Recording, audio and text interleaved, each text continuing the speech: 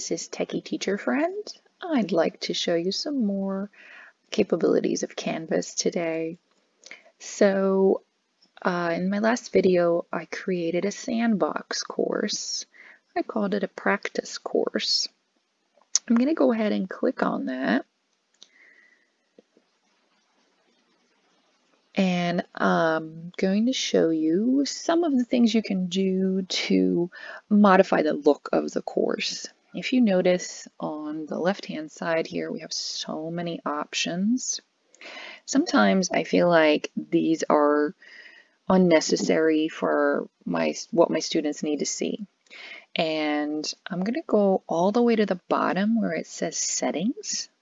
I'm going to click on that. And you'll notice you have several tabs up here. You have a Course Details tab, a Sections tab, Navigation, Apps, and Feature Options. So let's start with the course details first. You can create an image and insert it. Right here, you would click Choose Image.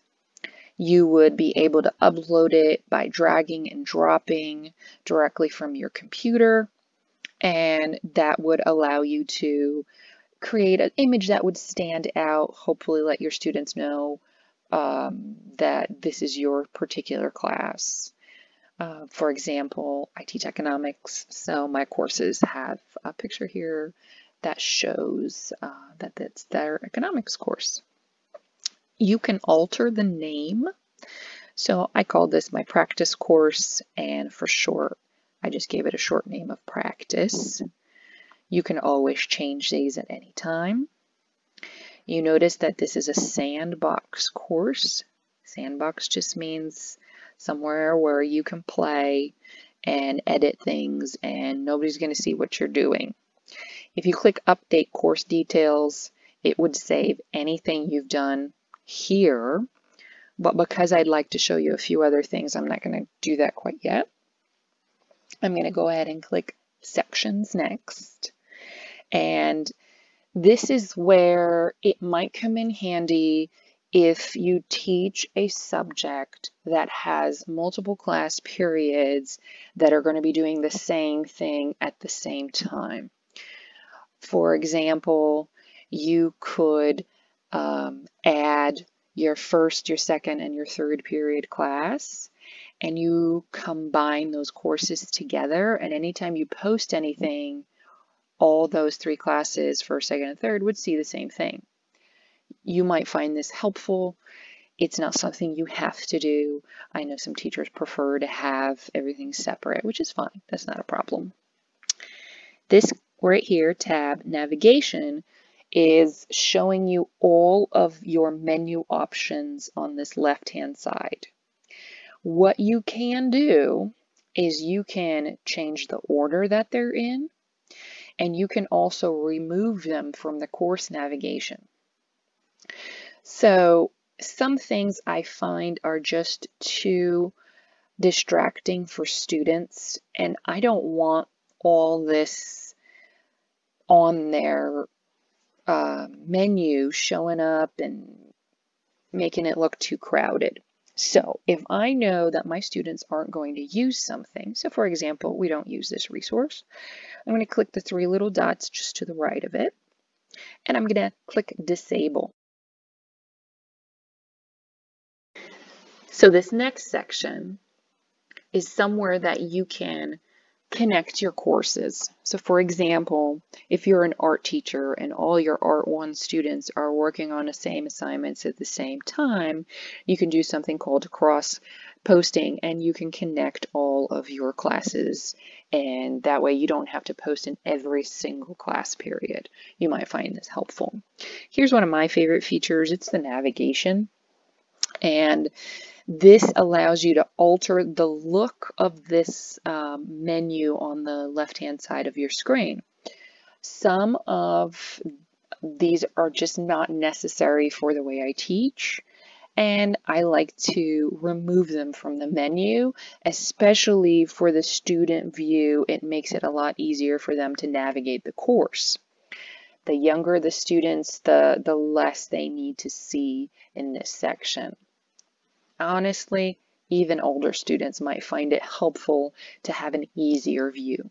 So what I'm going to do here is I'm going to click on this last one, and the three little dots gives me a menu to disable or move it. Right now I'm going to disable it. By doing so, if you scroll down, it gets put into this section, drag items here to hide them from students.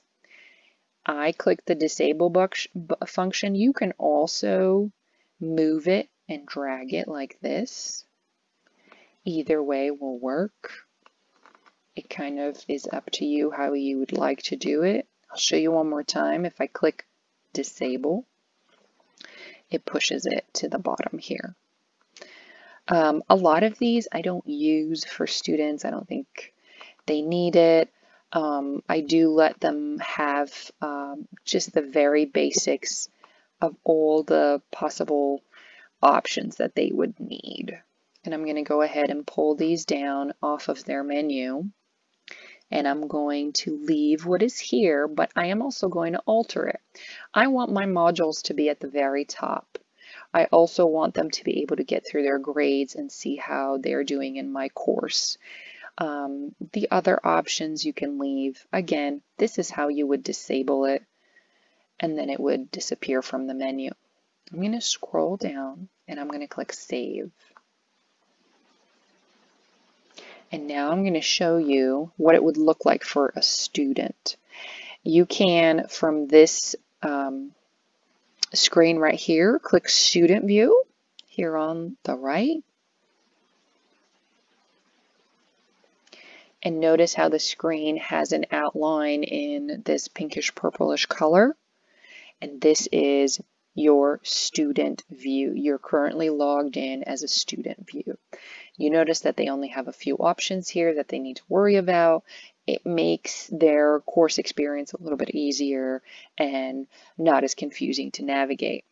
Because we publish this course, they can see the published module and the published assignment we created before. I find this very helpful as a teacher to switch over to a student view to see what they see, because sometimes anything you do in Canvas should work right away and students should be able to see it, but technology could not be working at that time and your students might say, but I don't see what you posted, or this not here. This is a way for you to double check what they're actually looking at. Right now I'm going to leave the student view by clicking Leave Student View, and I'm back to my teacher view. If you notice, a lot of these things have a crossed out I. That means it's been disabled because I went ahead and disabled that in the settings. If you ever find that, oh no, I want to post the quizzes back up or the pages or whatever it is that you need, you always just go back to settings. You click on the navigation tab and you can alter where these are in the menu, so you can move them up or down, and you can always